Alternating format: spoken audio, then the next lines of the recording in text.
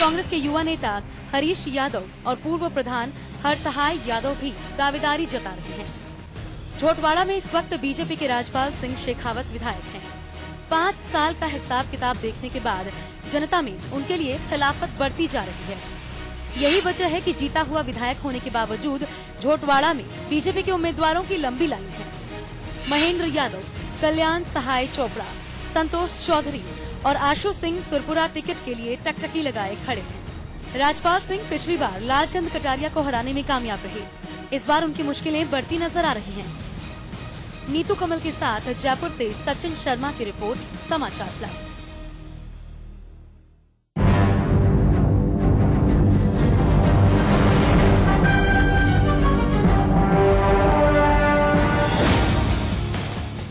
शिक्षा के मुद्दे पर राजपाल सिंह शेखावत अपने आप को 100 में से 100 नंबर दे रहे हैं। जॉबनेर एग्रीकल्चर यूनिवर्सिटी को भी वो अपनी बड़ी कामयाबी बता रहे हैं। हमने उसी कॉलेज में पढ़ रहे स्टूडेंट्स की भी राय ली, तो चलिए शेखावत साहब के दावे भी सुनते हैं और स्टूडेंट्स उन्हें कितने नंबर दे रहे हैं ये भी देख लेते हैं।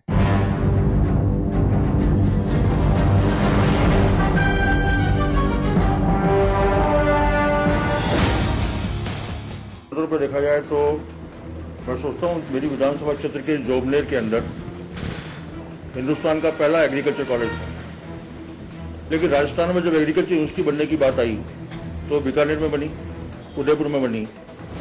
इसलिए पहली बार मैंने चुनाव के दरमियान लोगों से कहा था कि अगर हमें मौका मिला तब सरकार की नाक में नकेल डाल के जोबनेर के अंदर एग्रीकल्चर यूनिवर्सिटी लाएंगे। मुझे खुशी है कि जोबनेर जैसी जगह पर आज एग्रीकल्चर यूनिवर्सिटी के लिए ये हमारा एक अचीवमेंट है। अभी तक तो स्टूडेंट्स को कोई प्रॉफिट नहीं हुआ। वाइस चांसलर साहब कह रहे हैं भाई आचार संहिता लग चुकी है, जो भी काम होगा 2 महीने बाद में होगा, जनवरी में। यहाँ अभी तक पैसों की घोषणा हुई है, एक भी पैसा नहीं मिला स्टूडेंट्स को। जब 2 महीने बाद में जब भी DNPJs वगैरह नॉमिनी होंगे तो MSc वाले विद्यार्थियों का सारा काम यही होने लग जाएगा। रिसर्च वगैरह सारा सिनॉप्सिस वगैरह थीसिस वगैरह यहीं तक होने लग जाएगी, लेकिन अभी तक ऐसा कोई प्रॉफिट नहीं है। लेकिन वैसे स्टूडेंट्स ये चाहते हैं भाई ऑल इंडिया जो इंटरनेशनल स्पोर्ट्स होता है पंचिंग तो अभी बार यूनिवर्सिटी की टीम अलग जाए।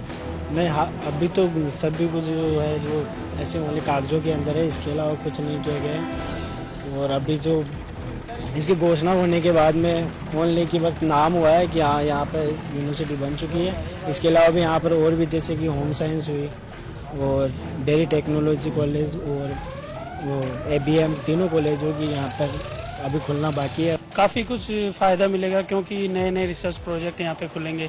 जब नए रिसर्च प्रोजेक्ट खुलेंगे तो लोगों को ज़्यादा से ज़्यादा एम्प्लॉयमेंट मिलेगा और हम जैसे छात्र जो यहाँ पे नहीं दूसरी जगह पे जो जॉब कर रहे हैं वो हमें इसी यूनिवर्सिटी में वापस आके यहीं जॉब मिलेगा। यूनिवर्सिटी खुलने के बाद हमें 2-3 वो नहीं मिल पाई है सुविधा, जैसे आधारभूत सुविधा है, जैसे कॉलेज खुलनी, जो वेटरनरी कॉलेज खुलनी थी वो अभी तक वो नहीं खुल पाई है। ये कि अपने यहाँ पे होम साइंस थी वो नहीं खुल पाई है। एक और भी जो यूनिवर्सिटी के जो लेवल की जो काम थे वो सभी अभी तक तो कोई आधारभूत ऐसी नहीं होनी चाहिए थी, जैसे वो नहीं हो पाई है।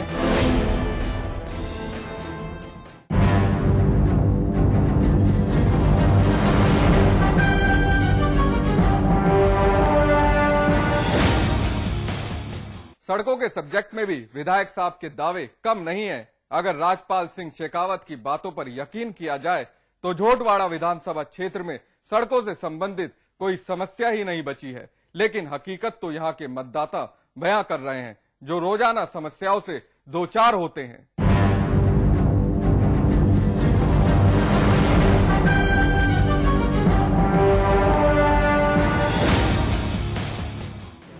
जयपुर में B2 बाईपास के नाम से एक एक्सप्रेस हाईवे था, एलिवेटेड एक्सप्रेस हाईवे। वो एलिवेटेड एक्सप्रेस हाईवे बनने से पृथ्वीराज नगर का इलाका और वैशाली का इलाका हिंदुस्तान पाकिस्तान का इलाका बन गया। वैशाली से पृथ्वीराज नगर के इलाके में आप नहीं जा सकते, पृथ्वीराज नगर से आप वैशाली के इलाके में नहीं जा सकते। नेशनल हाईवे अथॉरिटी की तरफ से जब केंद्रीय मंत्री मनियप्पा जी थे, और मनियप्पा जी को मैं धन्यवाद देना चाहता हूँ, तो मनियप्पा जी के माध्यम से मैंने उस पूरे एलिवेटेड बाईपास के अंदर 3 रास्ते बनाए, अंडरपासेस बनाए, जिससे पृथ्वीराज नगर के लोगों को भी सुविधा हुई है, वैशाली के इलाके को भी सुविधा हुई है।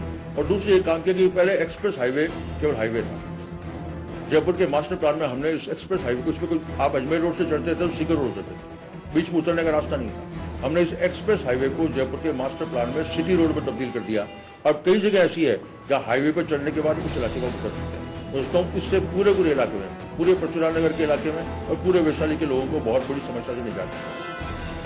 दूसरा अगर आप देखा जाए तो आसलपुर से हम महिला से एक जोबने रोड को डेवलप कर रहे हैं। बीच के अंदर आसलपुर पे एक रेलवे क्रॉसिंग है, लोगों का कहना था कि आसलपुर के रेलवे क्रॉसिंग पे आरओबी बनना चाहिए, तो बात सही थी।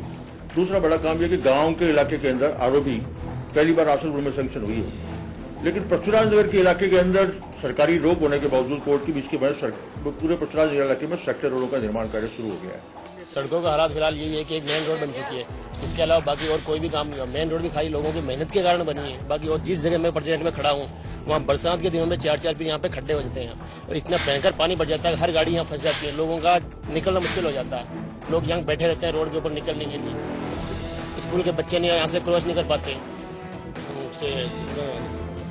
नगर निगम को कहते हैं तो पंप भेज देते हैं पानी निकालने के लिए, पानी निकाल के बाहर पटक देते हैं, सुबह निकालते हैं, शाम को फिर बरसात हो जाती है। मतलब बहुत ही भयंकर हम परेशान है। ग्राउंड की खाली मेन रोड तो बनी हुई है, इसके अलावा और कहीं पे भी रोडें नहीं है। राज्यपाल जी ने कुछ भी नहीं किया, खाली मेन रोड लोगों की मेहनत से बनी है। आते हैं राज्यपाल जी कहते हैं बोले 1 महीने बनवा दूंगा, बाद में महीने बाद में शक्ल नहीं दिखाते राज्यपाल जी। बस यही कहानी है राज्यपाल जी। कंडीशन बहुत खराब है, ये झूठे प्रचार है कि हमने ये करवा दिया वो करवा दिया, कुछ नहीं है। रोडों की हालत देखो क्या हो रही है, जगह जगह गड्ढे पड़े हैं, आदमी पैदल निकल सकता नहीं निकल सकता, साधनों की तो पूछो मत, हालत बहुत खराब हो रही है। पूरी रोडें टूटी हुई है और जब चुनाव है तो चारों रोडों का काम चल रहा है। रेनवाल रोड जाके देखो आप, बिल्कुल खंडर हो रहा है। रेनवाल आधा घंटे का रास्ता है, 4 घंटे लगते हैं। जोमनेर नगर पालिका क्षेत्र में जब भी उनको याद किया तब आए हैं और नगर पालिका क्षेत्र में सीसी रोडों का भी काम खूब हुआ है और पानी के लिए सिंगल पॉइंट भी 5-7 लगवाए हैं और वो चालू है, अभी उनसे पानी मिल रहा है। पड़का हो रही है जो विधायक है ना, मैंने वो कह रही कि मैं बनवा रही सड़का चेयरमैन साहब बनवाया, विधायक तो आया कौन 4 देखिए कुछ जाने कौन चेहरा ही भूल गया।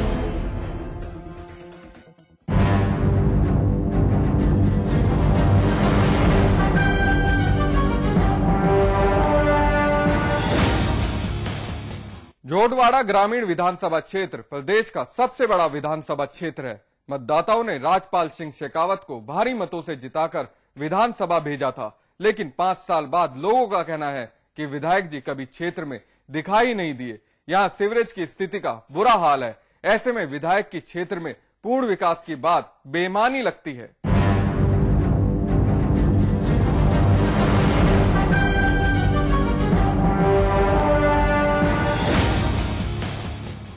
मेरे इलाके में कई ऐसे इलाके थे जहां पर सीवरेज की समस्या थी। अकेले रावण गेट के इलाके में 76 करोड़ रुपए की लागत से सीवरेज योजना वहां लागू हुई है और सीवरेज योजना लागू होने के बाद वहां सड़कें सड़कों का निर्माण हो रहा है और वो इलाका पूर्ण रूप से विकसित होने की दिशा के अंदर आगे बढ़ा है। अब यहाँ पे लाइन तो बिज गई है पर अभी तो अधूरा काम ही है और अभी बारिश के अंदर बहुत ज्यादा लीकेज प्रॉब्लम आ रही है, पानी जाम हो रहा है और सड़क के ऊपर पानी आ रहा है। यहाँ के ऊपर 76 करोड़ तो बहुत दूर की बात है, मेरे को लगता नहीं है 5 करोड़ भी लगे होंगे सीवरेज के अंदर। ये मिथ्या और भ्रामक प्रचार है विधायक महोदय का, ये सरासर मिथ्या वक्तव्य है। यदि उन्होंने ऐसा दिया है तो 14 जून 2011 को जयपुर विकास प्राधिकरण में 500 लोगों का प्रतिनिधि मंडल गया। तत्पश्चात जेडीए आयुक्त कुलदीप राका जी ने हमें वार्ता के लिए बुलाया और आश्वस्त किया कि आपकी मांग पर विचार किया जाएगा।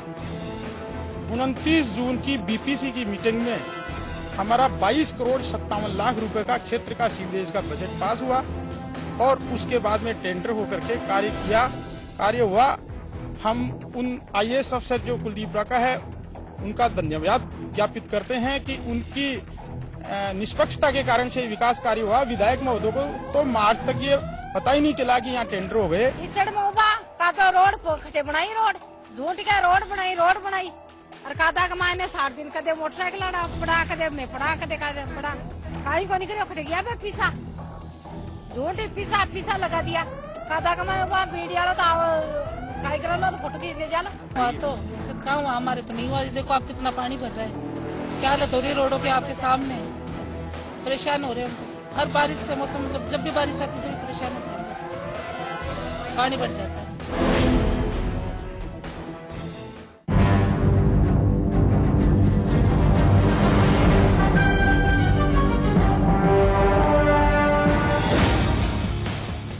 शेखावत साहब जब कामकाज के हिसाब में हिचकोले खाने लगे तो यातायात सेवा पर झूठा बखान करने लग गए। कहते हैं कि उन्होंने जोटवाड़ा को मेट्रो से जोड़ने का काम किया है, लेकिन विधायक जी पब्लिक को आप कब तक भोला समझते रहेंगे? जिन जगहों पर अभी तक ठीक से पानी और बिजली तक नहीं पहुंची, वहां मेट्रो कैसे पहुंच सकती है? विधायक जी, आपकी नॉलेज के लिए बता दें कि जयपुर मेट्रो के पहले फेज में झोटवाड़ा का नाम शामिल ही नहीं है।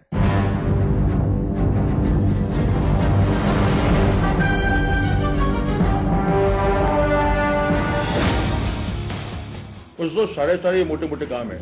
झोटड़ा विधानसभा क्षेत्र एकमात्र ऐसा विधानसभा क्षेत्र है मेरे ख्याल से जो रिमोट एरिया का, जो जयपुर ग्रामीण में आता है।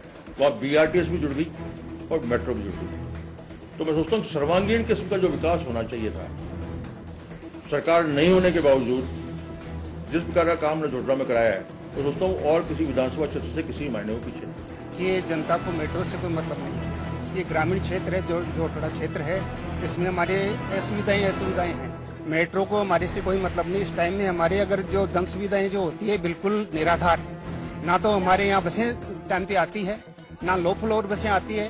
बच्चे पढ़ने लिखने जाते हैं तो उनको मतलब छुट्टियां लेनी पड़ती है। रिक्शा के दिनों में कोई साधन नहीं है। हमारे को मेट्रो से मतलब नहीं है। हमारे साधन जल और मतलब बिजली से और सड़क से है। जो हम असुविधा के लिए जो है ना, हमारे को नेतागिरी से मतलब नहीं है, ना बीजेपी से मतलब है, ना कांग्रेस से मतलब है। हमारे को विकास से मतलब जो हमारे यहाँ ये जो है पिछड़ा हुआ क्षेत्र है। दूर दूर ही नजर नहीं है। ये तो बीआरटीएस और मेट्रो की बात कर रहे हो। यहाँ तो परिवहन के हिसाब से लो फ्लोर बस चलती है, वो भी कोई 2-2 घंटे से बस आ रही है। बीच में उसको भी रोक दिया गया था। यहाँ क्षेत्र के लोगों ने उसके जाके कई बार आंदोलन किया, तब जाके उसको दोबारा रिपीट की गई, चलाई गई है। तब भी अभी भरपूर साधन नहीं है। बीआरटीएस और आप उसकी मेट्रो की बात करो, वो तो कहीं नजदीक ही नहीं है। भाई साहब, मेट्रो बीआरटीएस की बात छोड़ो, यहाँ पे सरकारी बसें, लो फ्लोर बसें, वो भी टाइम पे नहीं आती। उनके लिए भी आम जनता को आधा 1-1 घंटा वेट करना पड़ता है। उसके बाद में वो आती है। वो भी कभी कभार ऐसी बसें लगा रखी है इधर, वो भी कभी बार आधे रास्ते में खराब हो जाती है बस। उनको वहीं से उतर के वापस दूसरी बस चेंज करके जाना पड़ता है। मेट्रो बीआरटीएस का अभी तक कोई सतूना नहीं है, कोई मतलब नहीं है। ये झूठे प्रचार है कि इधर आइए, आपको भी पता होगा इधर कुछ निकला है या नहीं निकला। पूरा झोटवाड़ा है या पूरे जयपुर को पता है कि यहाँ साधनों की हालत क्या है, क्या कंडीशन हो रही है। ये अपने जो वर्क आती है बीच में बंद कर दी गई थी। बहुत संघर्ष के बाद हमने वापस जैसे तैसे चालू करवाई है। तो जी कोई मेट्रो की सुविधा नहीं है। मेट्रो तो दूर की बात है। यहाँ जो सिटी बसें जो चलती हैं बहुत देर से आते हैं। हर स्टूडेंट इसकी परेशानी का सामना करना पड़ता है। 1-1 घंटे लेट बसें आती हैं। मेट्रो तो बहुत दूर की बात है।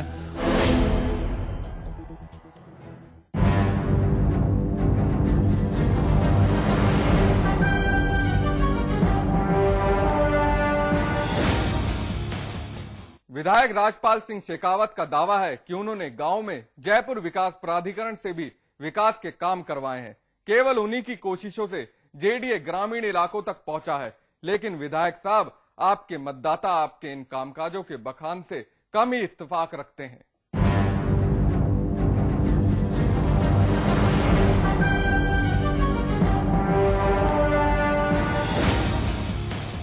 जेडीए जयपुर के अंदर जेडीए काम करता है, लेकिन जेडीए के आसपास की, आज जयपुर के आसपास की पंचायतों में जेडीए काम नहीं करता। मेरे विधायक बनने के बाद पहली बार मैंने जेडीए को जयपुर के हाट से खींच के गांव में ले गया। आज जब जेडीए के काम को मैं पंचायत के अंदर निमेरा ले गया, मुंडेराम से ले गया, कालवाड़ ले गया, पहली बार जेडीए पंचायत के इलाके में जाकर काम करने लगी इस राज्य में।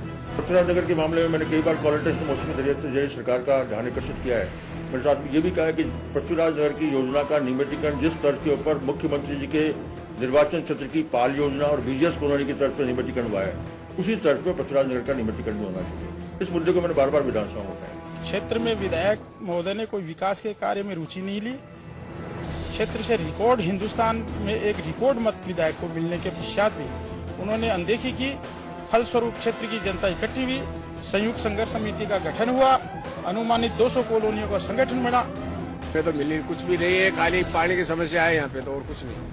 अच्छा, इसके अलावा लाइट, बिजली, सड़क? लाइट सड़क तो बन रही है साहब, काम चल रहा है, ऐसी कोई बात नहीं है। लेकिन पानी की समस्या जो अमदेर में पूरी है।